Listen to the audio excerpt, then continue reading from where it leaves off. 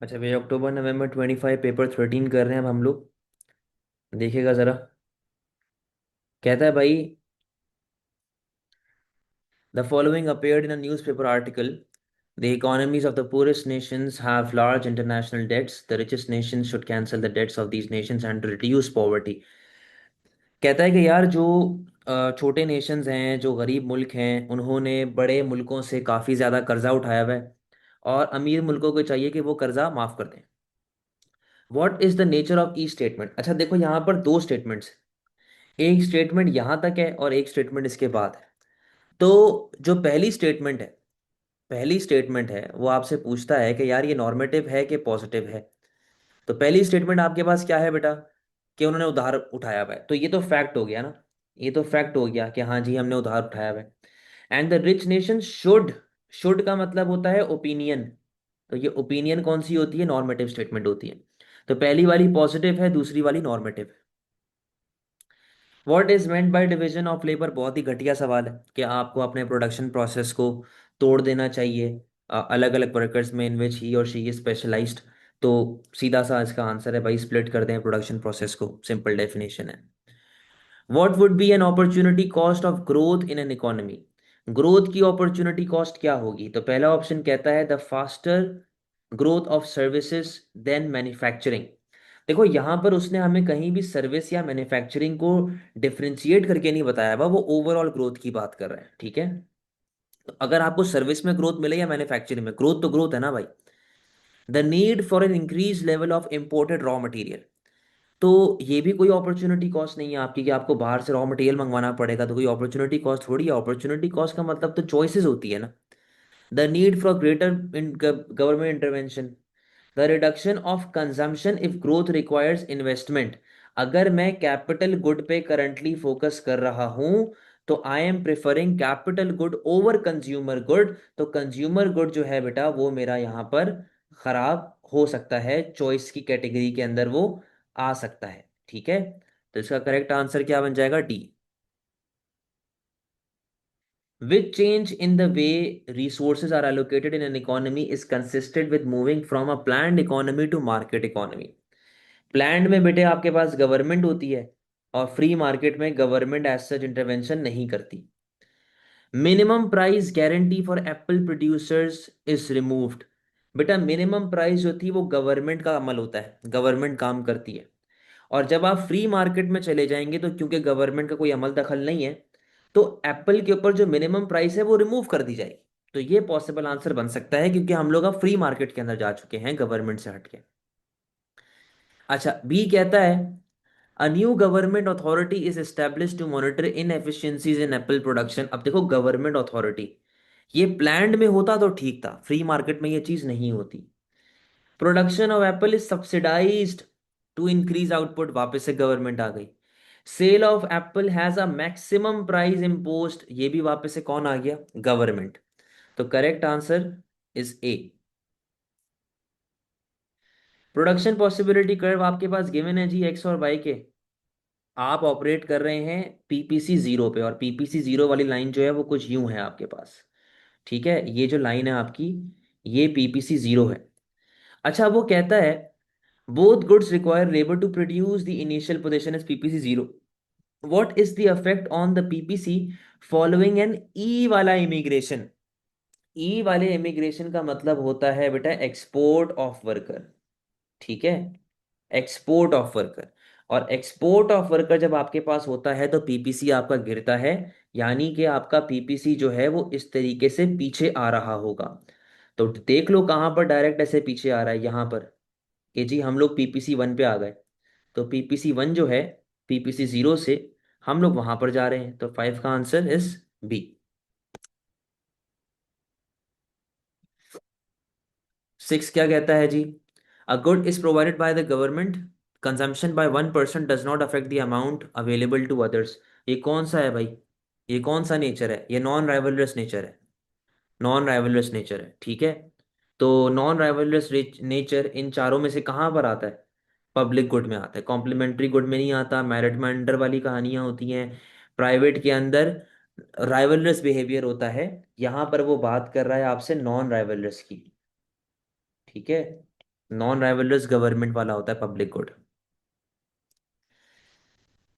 Market demand curve normally slopes downward. They may also shift from D1 to D2 or either D3. What would cause a movement along demand curve for good X, not a shift? Movement आनी चाहिए बेटे। Advertising करने से आपके पास shift आती है, income बढ़ने से आपके पास शिफ्ट आती है, प्राइस के चेंज की वजह से आपके पास मूवमेंट आती है, और रिलेटेड गुड्स की यानी कि सब्स्टिट्यूट या कॉम्प्लीमेंट्री की बात की जाए तो उससे भी आपके पास शिफ्ट आता है, ऑफ अदर गुड्स लिखा हुआ है। तो मूवमेंट किस में आ रही है भाई? सी पे आपके पास मूवमेंट आ रही है, तो ये आपके पास सी बन जाएगा बेटा। Diagram shows demand and supply curve for broken rice that is considered to be an inferior good. The market is in equilibrium at point X at price P1, quantity Q1. Which point is the new equilibrium if household income rises? बेटे कौन सा good है? Inferior good है। और ये जो आपको equilibrium given है, ये एक इंफीरियर गुड का इक्विलिब्रियम गिवन है। तो अगर आपकी इनकम बढ़ेगी तो क्या अफेक्ट आएगा? वालेकुम अस्सलाम। अगर इनकम बढ़ेगी तो क्या अफेक्ट आएगा? खदीजा गलत। बेटे इंफीरियर गुड है, आपकी इनकम बढ़ रही है। इंफीरियर क्या बोलता है कि इनकम बढ़ती है तो डिमांड क्या होनी चाहिए? कम होनी चाहिए। तो इंफीरियर गुड के लिए डिमांड कर्व आपका ऐसा पीछे की तरफ जाएगा। सही है, तो करेक्ट आंसर क्या बन रहा है आपके पास? डी। बी तब होता जब वो नॉर्मल गुड की बात करता। बी तब होता जब वो नॉर्मल गुड की बात करता, जब इनकम बढ़ने से डिमांड आपकी बढ़ती है। Good X has a Y D value of -0.8 and XED value of -0.8। वापस से दूसरे गुड के साथ।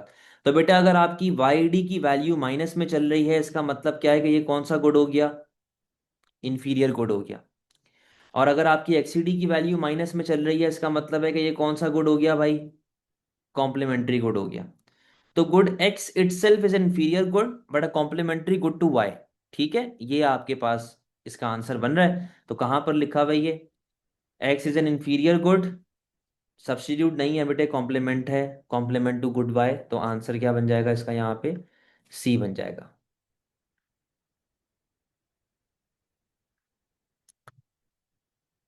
Four firms produce furniture. The table shows PES for each firm. If the price of furniture rises by 5%, which firm would experience an increase in quantity supplied of 2.5%? कहता है जी कौन से ऐसी आपकी जो पीईएस है, कौन सी ऐसी फर्म है जिसके अंदर आपकी सप्लाई बढ़ेगी आपके प्राइस के बढ़ने की वजह से? जी क्या आंसर होना चाहिए इसका?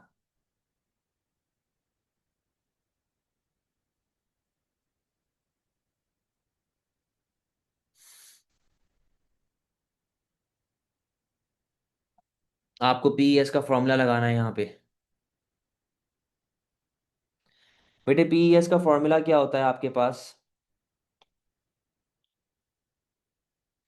Percentage change in quantity supply over percentage change in price. अच्छा अगर मैं ऑप्शन ए की बात करूं, ऑप्शन ए पे पीईएस 2.5 है। हमें हर जगह पर सप्लाई निकालनी है, हमें हर जगह पर परसेंटेज चेंज इन सप्लाई जो है वो निकालनी है, और ऐसा आंसर हमने मार्क करना है जहां पर आपकी परसेंटेज चेंज इन सप्लाई 2.5% आ जाए। ठीक है, डिवाइडेड बाय 5%। तो बेटा अगर मैं इसको मल्टीप्लाई करवाऊंगा तो एक्स की वैल्यू आ रही है कितनी? मल्टीप्लाई करें जरा बताएं। ये मेरे ख्याल में 12.5 आ रही है।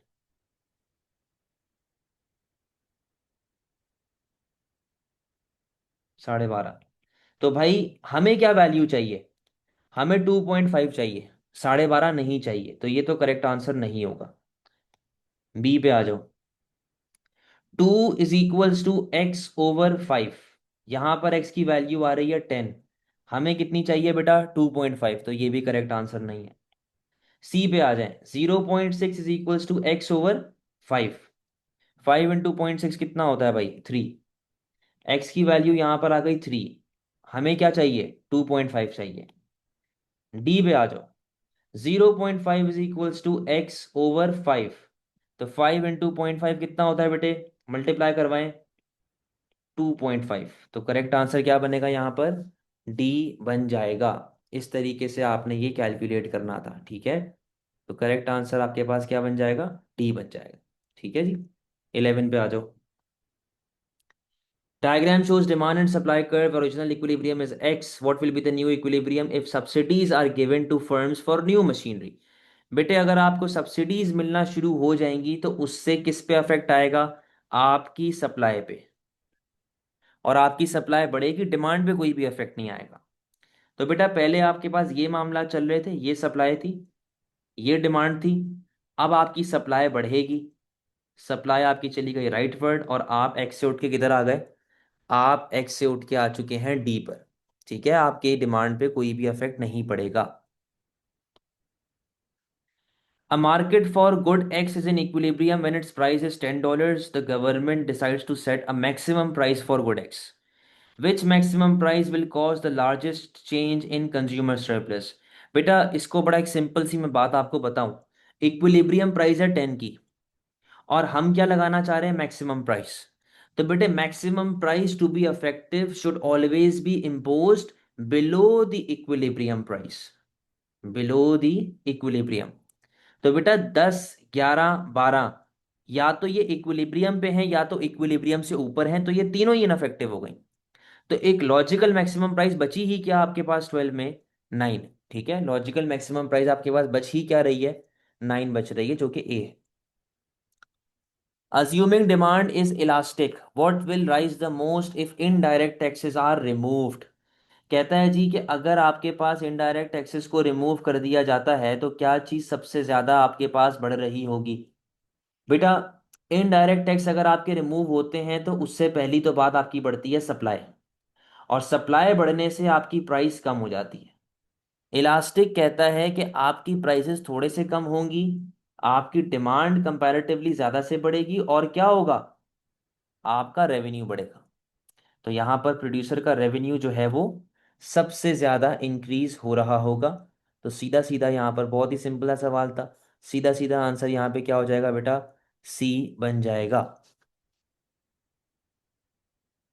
Which area of government spending is a transfer payment? बेटा ट्रांसफर पेमेंट में क्या होता है कि हम आपको ईडी देते हैं, हम आपको पॉकेट मनी देते हैं विद नथिंग इन रिटर्न, जैसे कि अनएम्प्लॉयमेंट बेनिफिट्स हो गए। ठीक है, ये सारी वो चीजें हैं जो कि ट्रांसफर पेमेंट, मतलब बदले में कुछ नहीं चाहिए। हाँ अगर बदले में कुछ आपसे चाहिए तो फिर वो ट्रांसफर पेमेंट नहीं रहा, वो फिर आपकी इनकम हो गई। तो भाई पहला ऑप्शन वो कहता है spending on new road building. बेटा ट्रांसफर पेमेंट आवाम को दिया जाता है, ठीक है ना, ट्रांसफर पेमेंट आवाम को दिया जाता है, ये तो इंफ्रास्ट्रक्चर है, सप्लाई साइड की कैटेगरी के अंदर भी चला जाता है एक तरीके से। स्पेंडिंग ऑन पेंशंस, बेटे पेंशन बुड्ढों को मिलती है, बुड्ढा रिटायर हो चुका है, अब हमें बदले में कुछ भी नहीं चाहिए, तो ये आपका ट्रांसफर पेमेंट आपका कहलाया जा सकता है।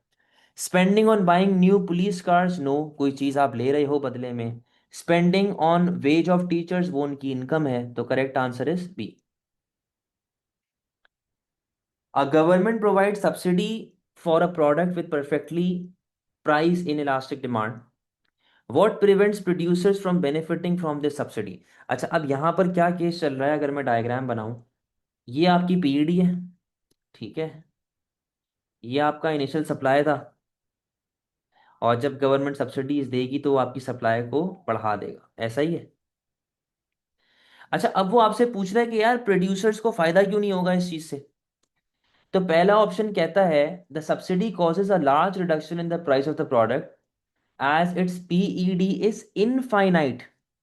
भाई परफेक्टली इन इलास्टिक में पीईडी की वैल्यू होती है जीरो, इनफाइनाइट नहीं होती। The subsidy causes a large reduction in the price of the product as its PED is zero, yes. Subsidy causes a small reduction in the price, क्योंकि वो relatively elastic है या वो relatively in elastic है।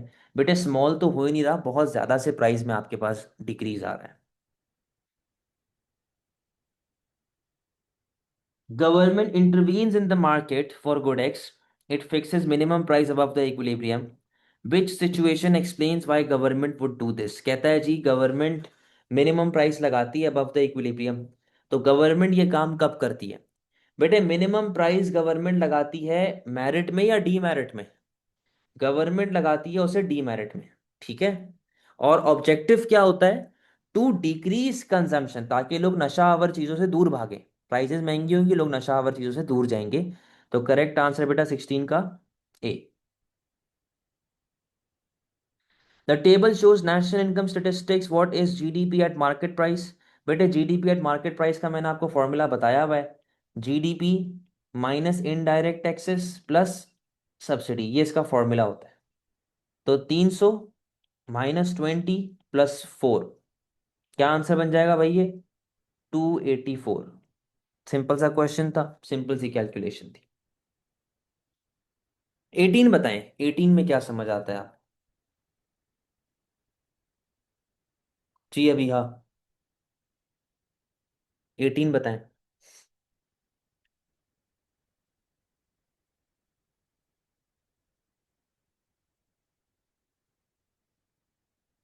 बेटा ये इसका formula है जीडीपी एट मार्केट प्राइस निकालने का। फॉर्मूला होता है GDP minus indirect tax plus subsidy, ये फॉर्मूला याद रखना है आपने, to calculate GDP at market price. समझी? तो फॉर्मूले में पुट करेंगी वैल्यूज तो आपके पास आ जाएगा। 18 बताएं। 18 में कह रही है बी और डी में थोड़ी सी कंफ्यूजन है। अच्छा, और बाकी सब भी बताओ 18।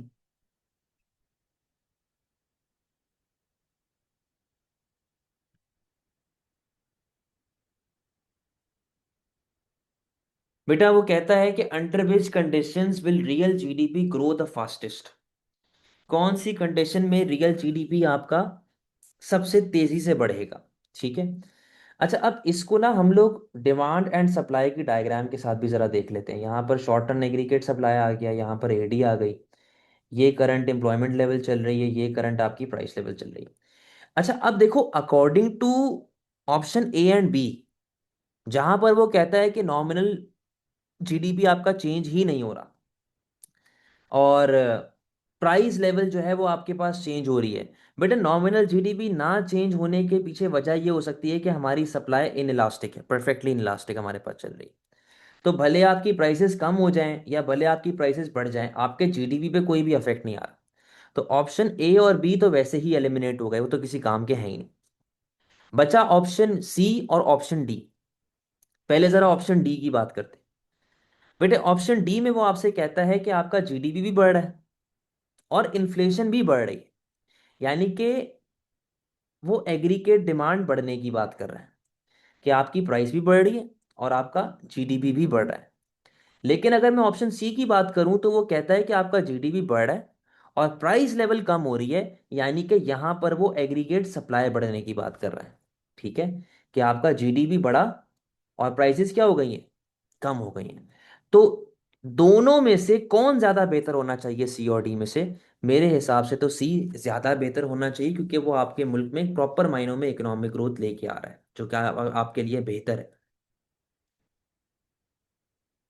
19 कहता है government is planning to increase its expenditure on defence, half of this expenditure will be on equipment such as planes and weapons which it will have to import, so it does not produce this equipment domestically. What is the initial impact on injections? आसान होने दे जरा, 2 minute.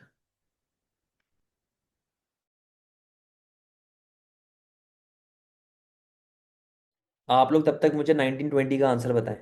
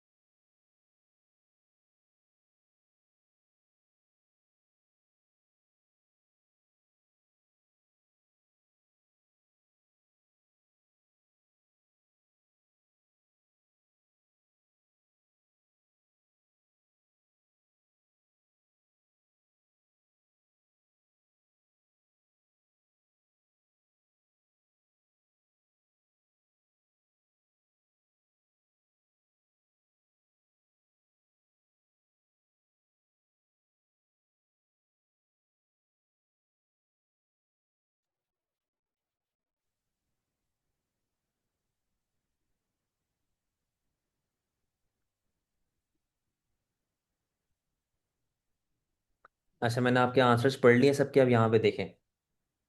Question तो मैंने शायद read कर लिया था, बता देता हूँ वापस से।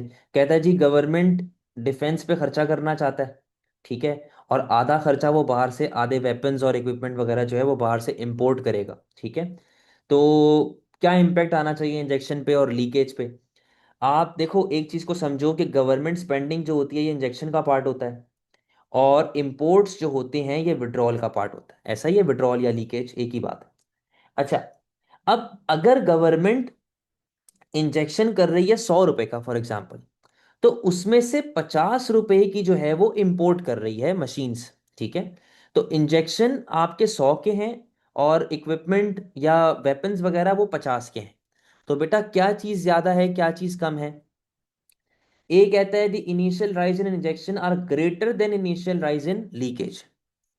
बी कहता है initial rise in injection is greater than initial fall in leakage. बेटे फॉल नहीं हो रहा, आप देखो ना, 50 से आपका लीकेज बढ़ रहा है।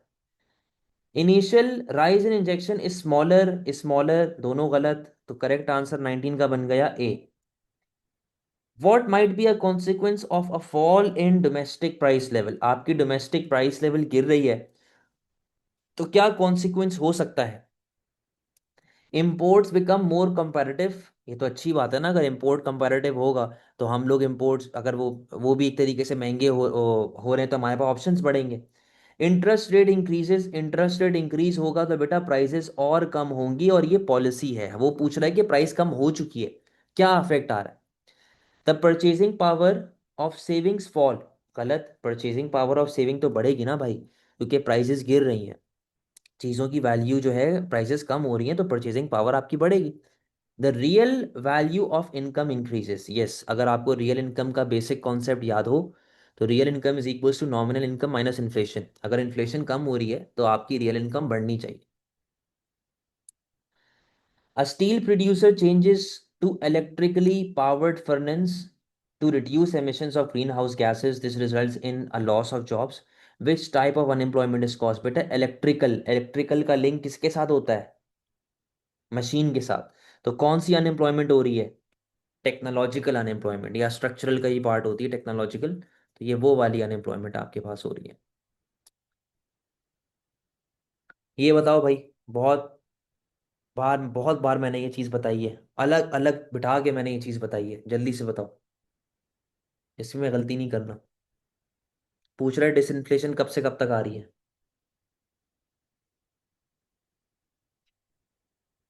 डिसइंफ्लेशन कब से कब तक आ रही है?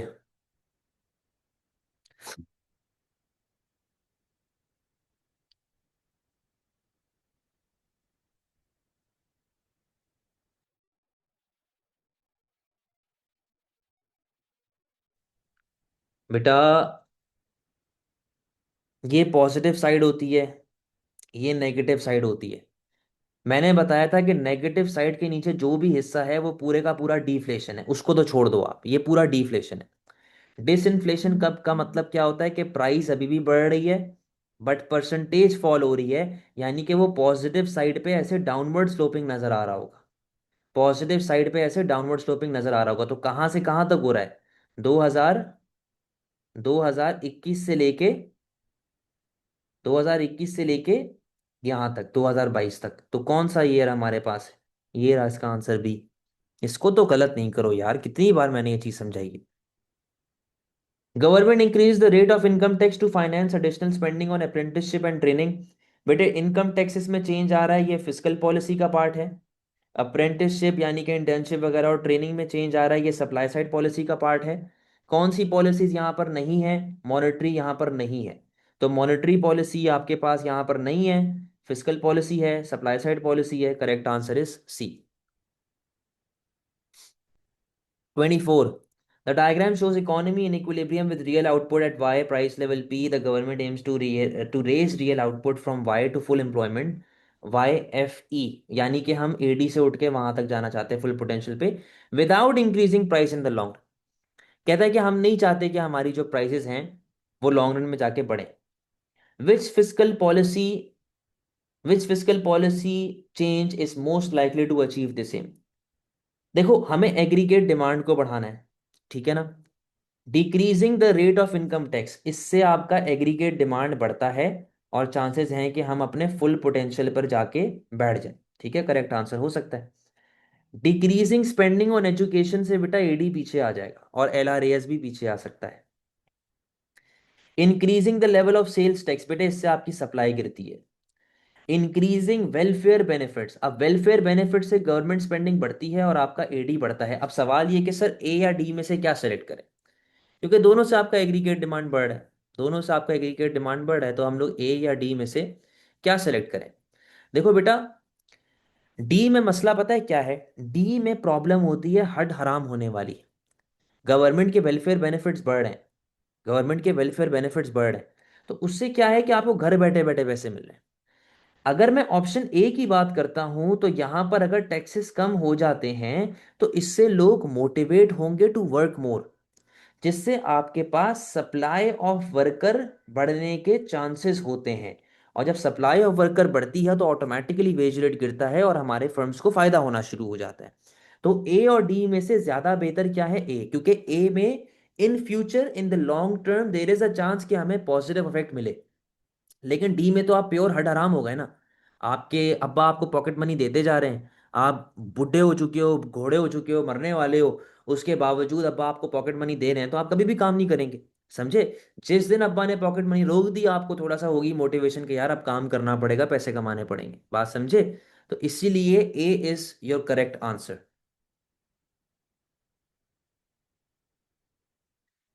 A government reduced the tax on company profit from 28% to 20%. Which statement best describes this policy? बेटे उन्होंने टैक्सेस, कंपनी के टैक्स कम कर दिए, यानी कि प्रॉफिट टैक्स कम कर दिए एक तरीके से। प्रॉफिट टैक्स जो होते हैं वो आपकी फिस्कल पॉलिसी का पार्ट है, पहली बात तो ये। कोई भी नस्ल का टैक्स होगा वो फिस्कल पॉलिसी के अंदर आता है, ठीक है। अच्छा, और ये टैक्सेस कम हो रहे हैं तो जाहिर सी बात है ये कौन सी वाली पॉलिसी होगी, एक्सपेंशनरी। तो it is an contractionary fiscal policy, ये तो काट दो। It is an expansionary fiscal and expansionary supply side policy, क्योंकि कंपनी पे लग रहा है और डायरेक्ट टैक्स है तो ये दोनों की कैटेगरी के अंदर आ जाता है। It is both expansionary fiscal and expansionary monetary policy, no. It is expansionary monetary policy, no. तो करेक्ट आंसर आपके पास क्या बन रहा है बेटा, करेक्ट आंसर आपके पास बन रहा है इधर बी। ठीक है, सही आंसर जो है वो है आपका B. 26, which policy is most likely to have a contractionary effect on national income, यानी कि कम होनी चाहिए। तो अगर हम लोग बेटे टैक्स रेट को कम करेंगे तो आपकी इनकम बढ़ेगी। अगर आप इंटरेस्ट रेट को कम करते हैं तो उससे आपका एडी बढ़ता है, उससे इनकम बढ़ती है, हमें इनकम को कम करना है। Appreciation in the exchange rate, बेटे जब करेंसी आपकी एप्रिसिएट होना शुरू हो जाती है तो उससे आपके एक्सपोर्ट्स गिरते हैं, और जब एक्सपोर्ट्स गिरेंगे तो एग्रीगेट डिमांड गिरेगी, इनकम लेवल गिरेगी। करेक्ट आंसर हो सकता है an increase in government spending on transport infrastructure, बेटे इससे भी एग्रीगेट डिमांड बढ़ता है और इनकम बढ़ता है, तो ये भी करेक्ट आंसर नहीं है, करेक्ट आंसर इज सी।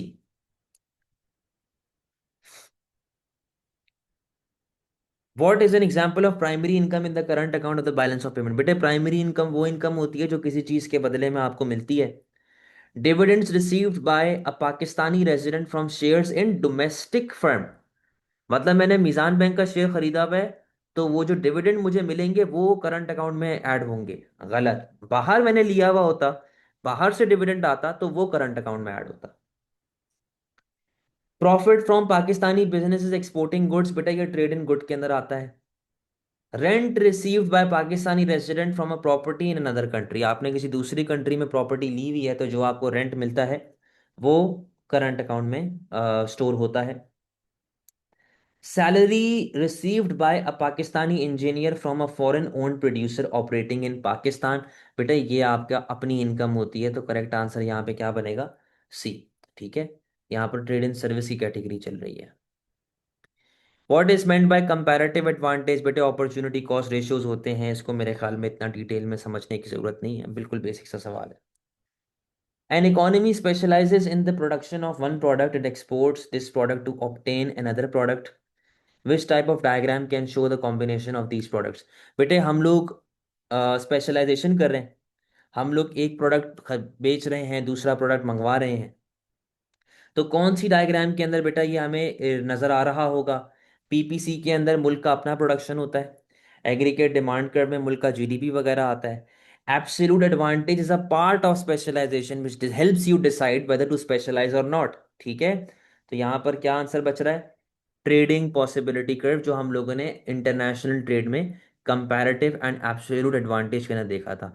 बेटा Ali, production possibility curve production की बात कर रहा है, हम लोग क्वेश्चन में ट्रेडिंग की बात कर रहे हैं। 30 पे आए। The main export of country X is oil. The world demand for oil is price inelastic. The world supply of oil is reduced by the major oil producing countries, including country X. Imports into country X are unchanged. What are the effects of this action by the price by the major oil producing country on terms of trade and current account of the balance of payment of country X? अच्छा, अब वो आपसे क्या पूछ रहा है? कह रहा है कि X हमारा मेन एक्सपोर्ट है, एक्स हमारा, सॉरी, ऑयल हमारा मेन एक्सपोर्ट है कंट्री एक्स में, और डिमांड इन इलास्टिक है, और सप्लाई रिड्यूस हो गई। तो बेटे जब सप्लाई रिड्यूस होती है तो आपकी प्राइस बढ़ती है। ठीक है, तो सिंपल सी बात है, अगर मैं कंट्री एक्स में रहता हूं और मैं ऑयल एक्सपोर्ट करता हूं तो मेरी एक्सपोर्ट प्राइस बढ़ेगी। एक्सपोर्ट प्राइस बढ़ने से आपका टर्म्स ऑफ ट्रेड तो इंप्रूव होता है, इंक्रीज होता है। ठीक है, अच्छा, अब मेरी डिमांड इन इलास्टिक है और मेरी एक्सपोर्ट प्राइस बढ़ रही है, तो बेटा मेरा एक्सपोर्ट रेवेन्यू भी तो बढ़ना चाहिए ना। मेरा एक्सपोर्ट रेवेन्यू भी तो बढ़ना चाहिए, क्यों? क्योंकि मैं महंगा माल प्रोड्यूस कर रहा हूँ, महंगा माल बेच रहा हूँ, which is in elastic in nature, which is a necessity good. तो मेरे करंट अकाउंट में ट्रेड इन गुड का जो अकाउंट है वो भी इंक्रीज होगा। तो करेक्ट आंसर यहाँ पर क्या बन जाएगा बेटे? ए बन जाएगा। बात समझ गए?